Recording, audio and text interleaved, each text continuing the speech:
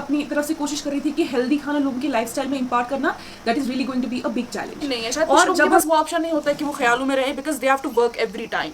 तो उनके पास वो नहीं होता है कि अच्छा अब मैं फिर ये करूंगी फिर वो करूंगी, because they don't get this time really उनको। But it's okay to go back, give yourself some space, और अपने दिमाग को बोलना stop, start imagining, it's okay to relax.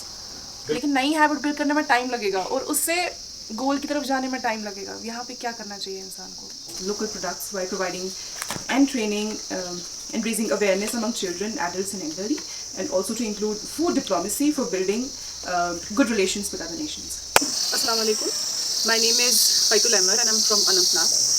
I have attended some mind-blowing sessions by Fayaz sir, and I believe that these sessions truly have the power to enlighten people and to raise the potential in various. Personally, I would highly recommend this course for those who are struggling or who want to find their true purpose in life.